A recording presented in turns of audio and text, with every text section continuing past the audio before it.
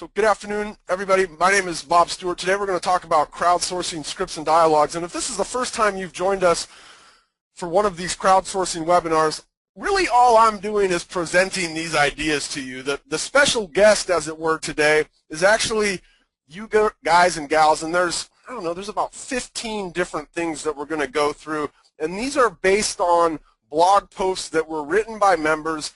About a month ago, we put out a challenge, and we do these from time to time, and we'll continue to do them into the future. In fact, I'm going to have you at the end of the call help me determine what we're going to do into the future. But we put out a blog post. We asked people to come in and give us ideas, and in this case, it was give us some ideas on the scripts and dialogues that you are maybe using in your business to be more effective.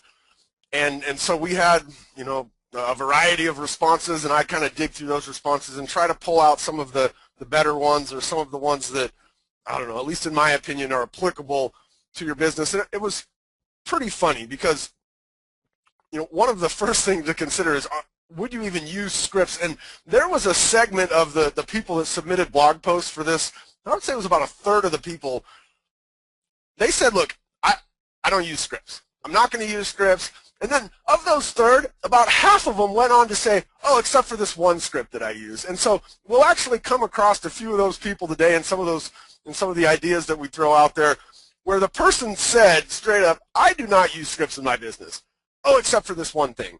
And so really that leads to, what is the intent of a script? And I think the intent of a script is to, there's a couple of reasons why people use scripts, but mainly it's to get to some end goal. Right? You're trying to get the person to answer in a certain way, or to say something that allows you to kind of gauge what they're saying and then respond in some other manner. And so you're really trying to move the conversation along, and especially when you're thinking in terms of scripts like for cold calling or scripts for lead conversion. And these are things where you're just trying to simply move the conversation along with an end goal being, an appointment or a yes or something of that nature. So it was funny to hear people say, I don't use scripts, oh, except for in this one little scenario. And there's probably, for those types of folks, if you're one of those people who says, I would never use scripts, that's just not me.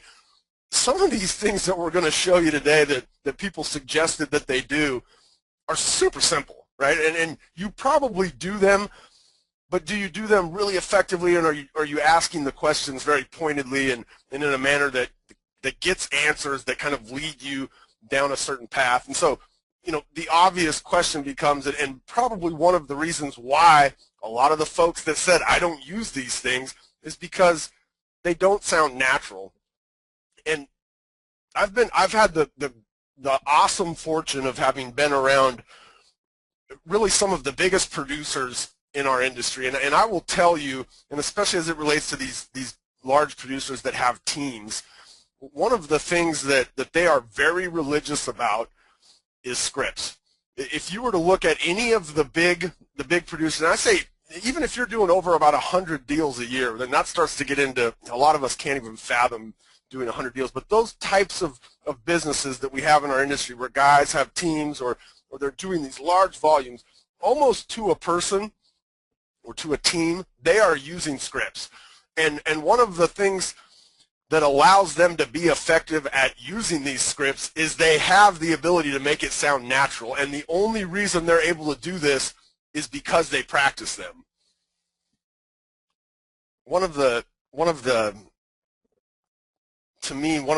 programs, I guess, that's out there that I've come across that I've just heard nothing but raving reviews about and great feedback on is a thing called Keller Williams Bold, or KW Bold. And you don't actually have to be a Keller Williams agent to participate in a Bold, but it's all predicated on this idea of what do you say, do you say it to enough people, and do you say it enough times, right? And the what do you say part, it's only going to sound natural if you practice these things. So let's jump in here and look at some of these scripts or these dialogues that people submitted to our crowdsourced webinar. And the first one was actually something that I went and picked out. And so as I went through and kind of dug around and was going through all of these posts, there was a couple of holes in there that I wanted to try to find Because ActiveRain, we don't just get crowdsourced content when we do a webinar like this, right? You can go into ActiveRain at any time and search for really whatever it is that you're after.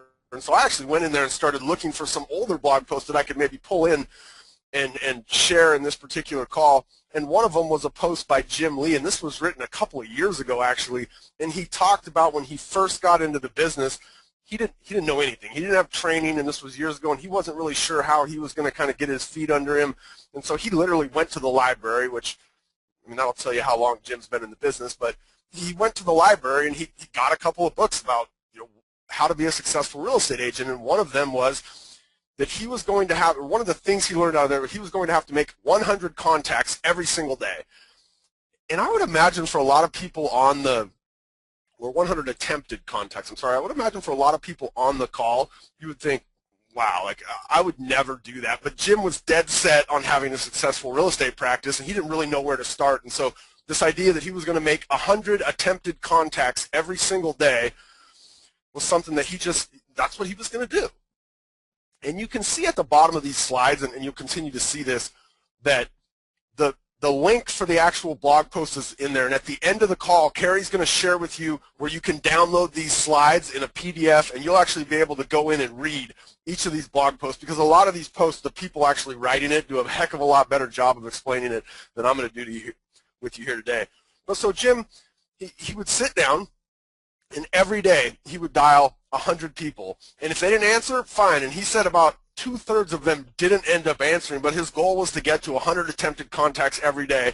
And he basically had one thing he was saying, and it's on the screen. And his was obviously, hi, I'm Jim Lee with ActiveRain Realty. I'm looking for some homes to sell in your neighborhood. Who do you know that is thinking of selling at this time? And in the post, as he writes about it, he says at first it was very hard for him because he always felt like he had to follow up with something more, or the person would be expecting him to say something else. But he said he got to the point where he was so comfortable in saying that at that point he would just sit there and be quiet.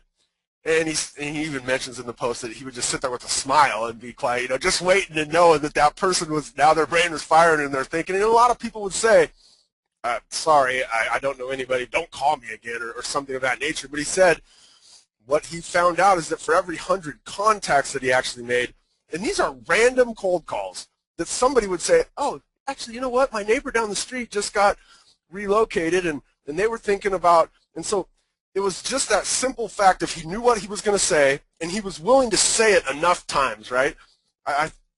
In this day and age, I don't know that enough of us are willing to do what Jim was doing back there, but I thought this was a great script that he was using. And when you read the post, you'll see him talk about the uncomfortableness of it at first and how it became something that over time he got really used to and was really a jump start for his business. So if you literally didn't have anything to do tomorrow, right, nothing on the how do I generate new business front, you could absolutely do this. Now you'd have to have a little bit of gumption or moxie, I guess, but Jim did it, and he talks in that blog post about how he did that.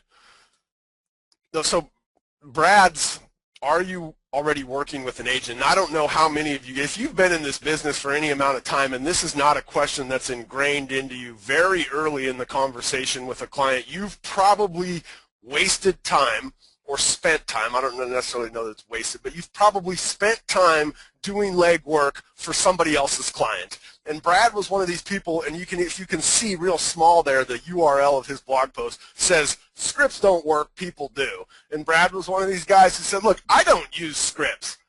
Oh, but there is this one thing that I ask every single client of mine, and it's basically, are you already working with an agent? And you think of a script in terms of getting us to a desired destination, right? This particular,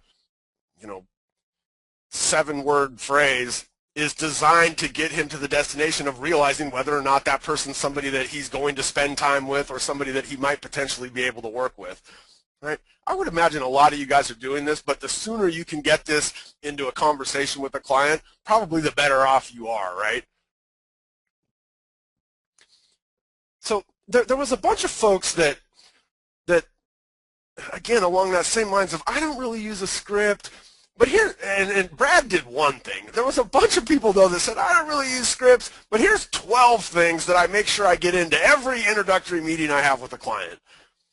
And Debbie was one of those, and so her post has a heck of a lot more than asking the question, how did you find my contact information? But Debbie's very religious about tracking her efforts and trying to understand, what am I doing that's actually working? And I'm actually a little bit shocked by this. I talk to a lot of agents who, especially as it relates to like their blog or like the internet, who don't really have a good understanding of how people are finding them. And so she's, again, very poignant. Just, how did you find my contact information? This is a question she asks of every single person who reaches out to her in some form or fashion. And, sometimes she's going to know, right? They're going to have called in off her sign or something like that, and she's going to know. But if she just gets a call and she starts into a conversation with somebody that she's not familiar with, this is going to be one of the first questions that she asks. Debbie has a bunch of other questions in there that she asks as well, that again are all kind of geared towards an end goal of determining, who is this person, how am I going to work with them, how motivated are they, and you can find a bunch more of her kind of examples in there in her blog post, which again you guys will all get as part of the PDF at the end, where you'll be able to go into these links yourselves and read a little bit more about what the author was thinking when they suggested this as a particular script. Nina's another, I'm not sure if it's Nina or Nina, is another one of these folks that gave me the, here's 10 things that every time, without fail, I'm asking my clients. And I liked, there's 3 or 4 questions that she actually has in there, 3 or 4, phrases or questions that she's using with her clients or scripts that really allow her to understand what this person's expectations are. So the question isn't just what do you expect. If you read Nina's post, you can get what the questions are, but they're essentially things like, tell me about your last experience with a real estate agent and something about it that you didn't like. Tell me about your last experience and something about it that you did like. And then she's got a series of about 5 questions where her goal, and again with these scripts or dialogues that you have with your clients, the end goal is, for this particular set, is what are their expectations of me and how can I ultimately be the best agent they've ever worked with? Right? If they're a first-time home buyer, it's slightly different, and that's one of the things that you learn, and one of the things that a lot of the folks that shared in here talked about is these scripts are not robotic, right? And I think what happens is people start to think about scripts, and I know the people that have taken the bold. I have a couple of good friends that have done bold, and one of the things that they said is it was really weird at first, right? You sit down and you're reading from this script, but by the 5th or 6th time you start to have these practice sessions with other people, then you start to adapt it to yourself. And the questions that Nina asks as you read her post, that might not be exactly how you ask the question, but the concept of being able to have a set things that she wants to accomplish with her client is important. Helen and Larry, this is another post where there's 4 or 5 really good things in here, and a lot of these things kind of mirror each other, right? Where it makes sense as agents, we're all kind of trying to get a similar grasp on the people we're working with or who they are. How often should I contact you? And Helen talks about this as it relates to her sellers, and so she says, look, there's some sellers that they literally, if they're not hearing from me every day, they feel like something's the matter. There's other sellers that they don't want to hear from me unless something's going on. And so one of the things that she always incorporates into her listing presentations is how often should I contact you? And again, her goal there being, I want to get an understanding of what this person expects from me so that I can deliver the highest level of service to them. And you're going to find that some people just, right, they want you to handle it, and if once a week might be fine. And you guys know this. There's other clients that daily is going to be the thing, but if you never ask the question and somebody was expecting to get an update from you once a week and you send your updates out every other week, right, that's not going to be an experience with you that they're going to feel super warm and fuzzy about when it's all done, especially if they wanted it every day. Right? Maybe you ask them, how often should I contact you? They say every day, and that gives you a chance to say, I'm going to do it once a week, and here's why. Right? This is how I run my business. But setting that expectation up front, Helen and Larry dive into why they do that. And again, there's some other stuff that they do in there that really brings together their kind of initial consultation with their sellers. I like this one, and I didn't do this for you guys. I should have said, here's how we're going to do this, right? At the beginning, I'm going to give you a little bit about scripts and dialogues, and then we're going to go into about 12 or 14 actual things that you could be saying to your clients. But one of the things that Debbie talks about in her blog post is setting the agenda. And she said that her clients are very thankful that every time she sits down to meet with somebody, she lets them know this is what we're going to discuss.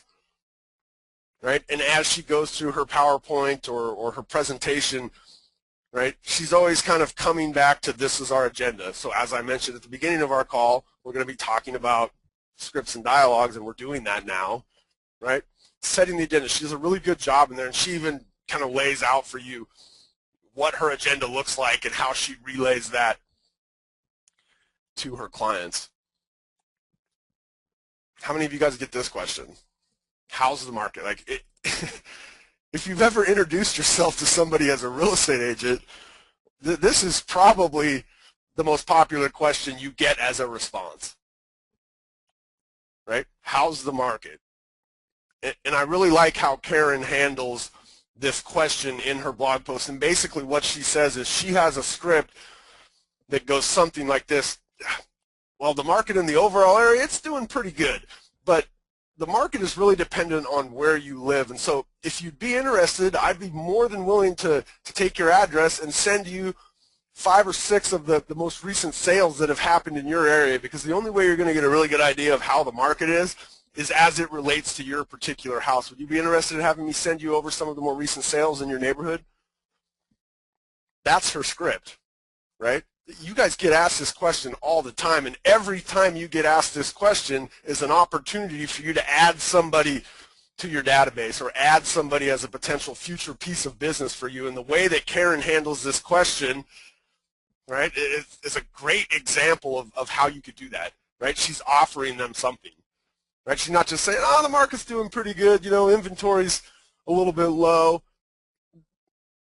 It doesn't apply to them, right? She makes it apply to them, and then she looks for some kind of a takeaway, which is essentially, hey, can I get your contact information so that I can send you over the 6 most recent sales that happened in your neighborhood? If you did this every time somebody asked you how's the market, versus not doing it, versus giving that kind of generic answer, oh, inventory's low, you know, which is prices are coming up, it's a pretty good time for people to be selling. Maybe you have something different. Maybe it's, do you know anybody that's interested in buying or selling? The point here is you have to have that understanding of, look, what is my end goal when somebody asks me that question? If your end goal, if you don't have a goal, then you're probably going to give an answer that doesn't help you add that person as a contact for potential future business. Again, you guys can go back and look at these actual blog posts to get, because like in Karen's, she types out for you and you can read exactly what she's saying, right? Probably not going to be exactly how you'd say it, but it gives you a, you know, kind of a baseline from which to start so that you've got an answer the next time somebody asks you, how's the market? Automated valuation models, or AVMs. Does anybody know? Do you guys know what this is? This is Zillow, right? And this is another one of the posts where I just went back and I was looking for a few things, because I think if you haven't heard this yet, you're going to hear this at some point in the future. And it basically says, wait, you're telling us that we should list for $350,000? Zillow says our house is worth $380,000. And Brian has an awesome script in there that he uses to basically shoot that argument down, and it's based on information that Zillow actually gives us on the site. And so, you know, it doesn't matter how you feel about Zillow, or, you know, Trulia offers these things, Realtor.com has these automated valuation models, that these things are out there, right? And they're out there because consumers want them. Consumers like to go to Zillow and think they know how much their house is worth. But there's some real clear things on Zillow's website, and in Brian's post, he goes into how do you rebuke that comment. But Zillow says my house is worth $380,000, and what he basically shows you is he takes you in. There's pages on Zillow that show their margin of error, and he's got it really down, and he does a good job of basically letting the consumer know, look, 20% of the time, Zillow is off by more than 25% in our market. And you can actually go to pages on Zillow, and he links you to that page that shows you what the margin of error is, what Zillow's margin of error is. And they publish these stats, right? And there's another page that where Zillow says, like, what is his estimate, that basically says the starting point, but in order to get a real value on your home, you need to consult with a local agent, right? These are things that you can use to your advantage if or when, because you will hear this. If you haven't heard this yet, you're going to hear, but Zillow says our house is worth $385,000. Like, you want us to leave $35,000 on the table and only list it for $350,000? You have to be able to counter this objection. So he does a really good job in there of, and it's literally, again, it's a written out. He gives you what he says to them, and you can tell by the way he writes it. He's had this a few times, and he's really good at debunking it. And I think if anybody was to take the approach he takes, the seller would walk away going, okay, Brian knows what he's doing. Like, there's a reason I've got him here in my house getting ready to list my home with him. So I don't know how many of you guys read the actual blog post where we asked for submissions for this call today. And I'm going to guess a bunch of you didn't. A bunch of you probably found or made your way to this webinar from some link that we sent out that drove you directly to the landing page as opposed to the blog post. But in the blog post, I share the story of a friend of mine who's been a real estate agent for 10 years. And one of the things that he always was frustrated by is he never really knew when to ask if they wanted to make an offer. And in Debbie's particular post right here, this is actually part of her kind of pre-qualification of the client, but it's basically, if we find the right house today, are you ready to make an offer? Or who else is a decision maker that would need to be consulted? Because what she's trying to get to is, if it's not this person I'm talking to, do they have like a husband or a wife? Are there some parents that might be involved in the decision? Right? Because if you ask a question like that, are you ready to make an offer today? You might get, well, mom and dad would have to come check out the house first. And so that gives her an indication that, all right, so we've got other decision makers along the way. Len's post is really good, and she's got a couple in there that are very just pointed questions. And would you like to make an offer? And I would have to imagine that most of you guys do this, but if you're not doing this, the reason is probably because you don't want to be that pushy salesperson, right? And that was my friend that I was mentioning earlier. That was his issue. He knew that he needed to be asking them at some point, like, okay, do you guys want to make an offer? And he was getting into scenarios where, gosh, he felt like they liked the house, but he just didn't know. And so what he did, and what he continues to do today, is before he even goes out with a client, he would let them know, look, at every house that we go to, as we leave the house, I'm going to ask you if this is a house that you would like to make an offer on, right? So expect it. He's setting an expectation for them, and then he can do that at every house. So if they go out to 10 houses, as they leave each house, he's going to say, is this a house you'd like to make an offer on, right? By the end of the tour, right, if there was 3 houses that they'd like to make an offer on, then they're going to go back and kind of compare those 3 houses, and they've pared it down. But he doesn't have to, at the end of the day, right, and you guys, if you've been out to tour 10 houses, you realize, they're like, wait, was that the 3rd house we saw or the 2nd house? I can't remember, right? He knows at the close, right, when they're all done with all 10 houses, he can easily go back and say, okay, these are the 3 that you guys said, as we were leaving, that you wanted to make an offer on. The other thing this did for him is it allowed him to do something like this, and this also comes from Len's kind of suggestions of some of the scripts and dialogues that she uses. But if you don't like the exterior, we don't have to look at the interior. I can cancel the appointment. My friend, and his name's Ryan, one of the things that Ryan does also kind of up front of getting out there and being with clients in the field, so he's telling them, hey, on every house, I'm going to ask you if you'd like to make an offer. And when we get into the house, the moment you realize this isn't the house for you, let me know, and we'll get out of there, right? And Len basically kind of makes that even further, which is, hey, when we pull up to this house, if you just look around and go, no, this isn't for us, let's get out of there, right? This is going to save them a half hour from walking in and feeling obligated to to view the house because the agent put it on the tour and thought they might like it. Right? I mean, this sort of thing is going to save you time, and I hope that you're doing this, right? I liked Erin's. Erin was another guy. I don't really use scripts and dialogues, but I came across this one. I think he said he saw it hanging on the wall in his office one day, but he adopted it because he liked it. It was kind of kitschy. The home you saw today and want to think about tonight is the home someone else saw yesterday and thought about last night. Right? Creating a sense of urgency, and a lot of us are in markets where homes aren't sitting on for very long. They're getting multiple offers again. The inventory is very low, right? Houses are selling in a couple of days. So Erin likes to create that sense of urgency by letting people know that the home they saw today and want to think about tonight is the home someone else saw yesterday and thought about last night.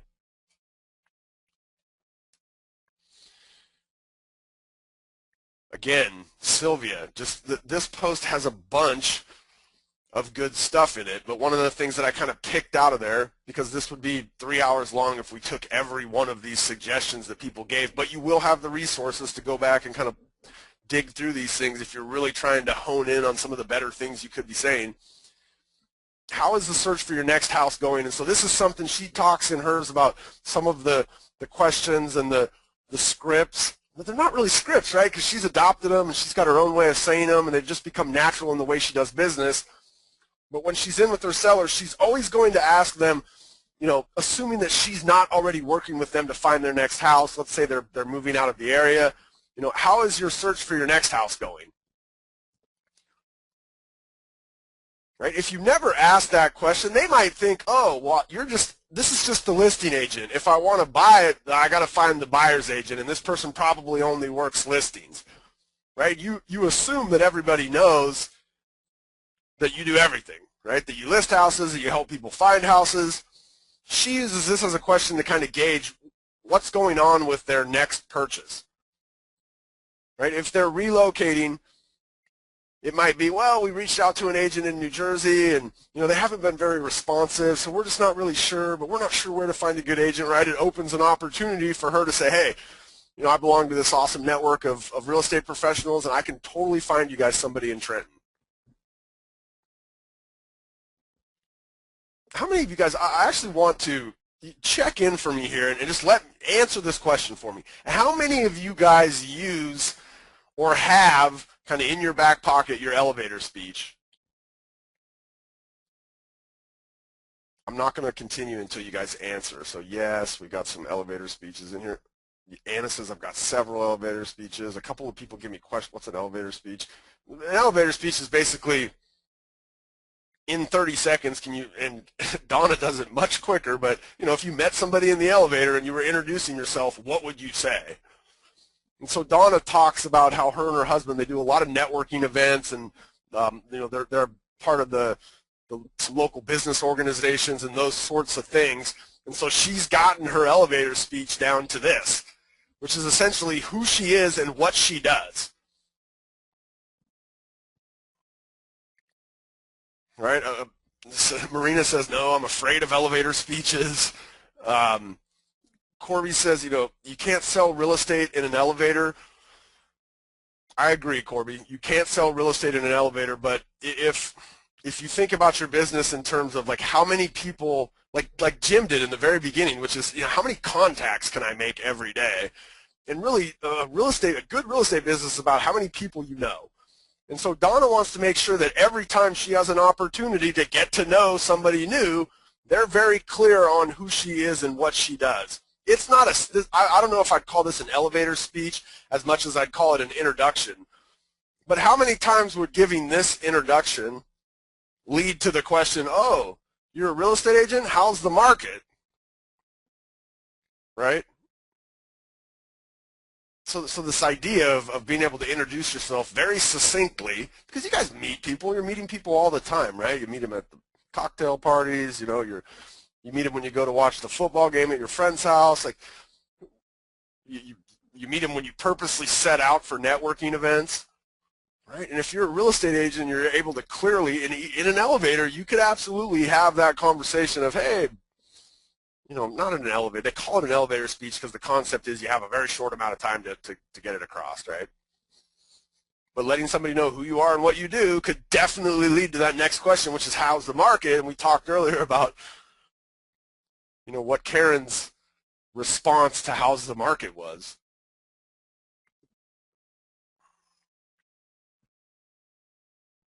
John says, the elevator speech is selling yourself. I don't know that Donna's selling herself here, right? It's just a very succinct way to let the person who she's introducing herself to know who she is and what she does. She's not saying, I seriously doubt that like at a networking event, she's going to say who she is and what she does and then follow that up with, and I can get you the best price for your house. Like, it's just a way to introduce herself, and then, you're going to let the conversation flow. And every one of us has gotten a phone call from a telemarketer, and in our industry, there's a lot of you, right? Like the big bot, the Zillows, the Trulias, the Realtor.com, they're calling you guys all the time, and you can tell a lot of times when the person's using a script. But I've had the opportunity to be involved with and walk around a lot of these types of sales floors. The people that become successful at these things, they're using scripts, but they've used them so many times and they've adapted them to their own personalities. They work. They absolutely work. But we can also all sniff these out if the person's not willing to listen to us, take the feedback, maybe change in a different direction or go with a different script. This is another one that I set out to kind of find something. I was just kind of looking for some good scripts that might have been out there kind of outside of the framework of this contest. And Rich, in this blog post, he does an awesome job of talking about how to call a new referral. And so, like, if you've ever been at your kid's baseball game and the guy sitting next to you, the kids know each other and you've kind of gotten to know him and he knows you're a real estate agent, and he says something like, hey, there's a guy down the street, he'd asked me the other day about if I knew a real estate agent, and I mentioned your name, his name's John Smith, you should give him a call, here's his number. Rich walks you through, it's a really simple kind of, how do you call somebody that's been given to you as a referral from someone else? And he basically says, set the tone. So it's, hey, James, this is Bob Stewart with XYZ Realty, and your name came up in a conversation that I had yesterday with one of my past clients, Frank Beamer, right? That's setting the tone. Oh, yeah, hey, how you doing, Bob? Confirm the relationship. My son plays baseball with Frank's son, and we were at the game yesterday, and he was mentioning to me that you guys had a conversation last week about your job change and your upcoming move, right? Confirming the relationship. Like, this is how I know the person that I used, that I name dropped, and the reason I'm calling you. And then make a suggestion. So, I'm going to be in the neighborhood next Wednesday visiting, or this Wednesday visiting another client of mine that I have in the area. Would it be all right if I stopped by and asked you a couple of questions about your upcoming move? Right? Make a suggestion. Again, Rich uses that same kind of framework, but if you want to really get how to do it ingrained, the blog post is going to be available for you at the end as we give you the PDF. So Cheryl's one of these people. Cheryl said, "Look, I'm not a salesperson, right? There's a lot of people in the industry that don't like to look at themselves as a salesperson, right? It's greasy, it's grimy, it's slimy." She says, "But I don't necessarily use scripts for a close, but what she does is something a little bit different. She calls them info scripts. And so when she's out with her clients, she knows her market very well. Okay, she will kind of use these info scripts as she's touring with clients or even as they're in homes to really impress upon them her knowledge of the local market. So as they're driving to the next listing, hey, see that greenhouse on the corner? That one sold in July for $300,000. It was the first time it was on the market in over 20 years. There's only been 3 other houses on the market in this neighborhood in the last 9 months.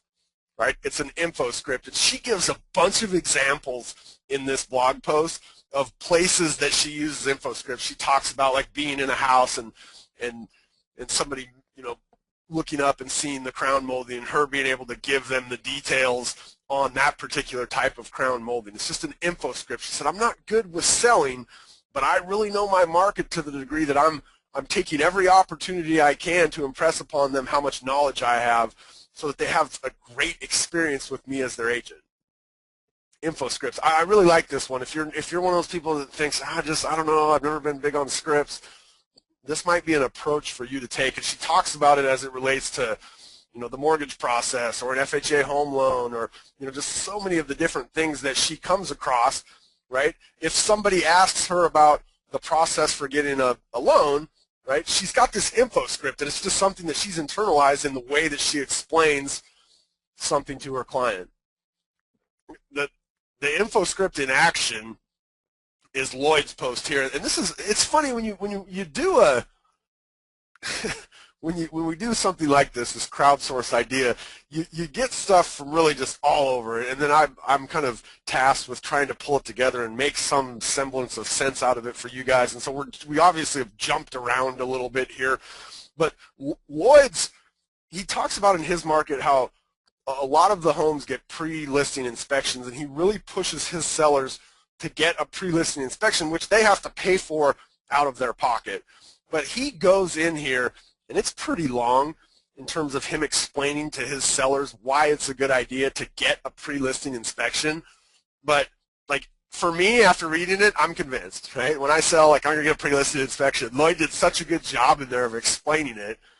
But again, he talks about at the end how, like, his last paragraph says something to the effect of, that was really long, I know. And you're probably thinking to yourself right now, how in the heck would I ever be able to say that? Practice, right? Lloyd's given that script to every single listing appointment he's been on for who knows how long, right? And so he's very good at it. He's practiced it. He's delivered it a number of times.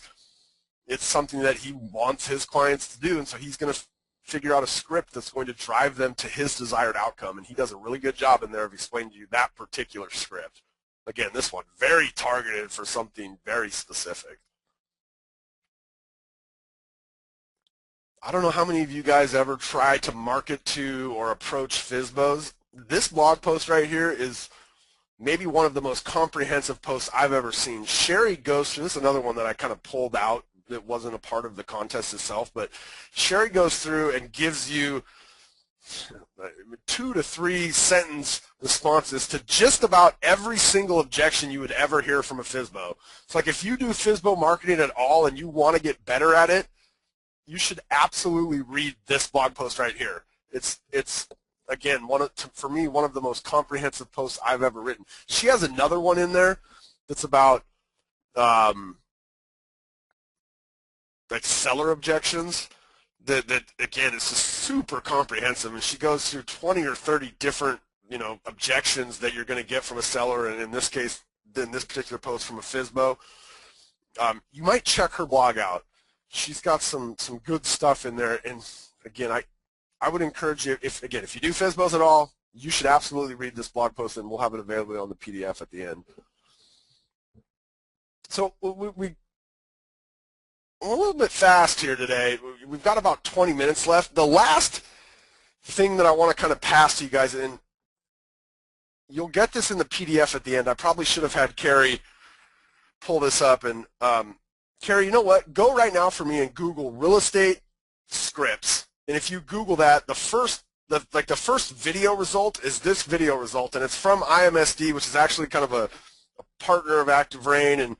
And this webinar right here, this is a whole nother hour where Ben Kinney, who's, I don't know, in my opinion, he's just a really good agent, and he goes through in an hour real estate phone scripts. This is one of the best webinars.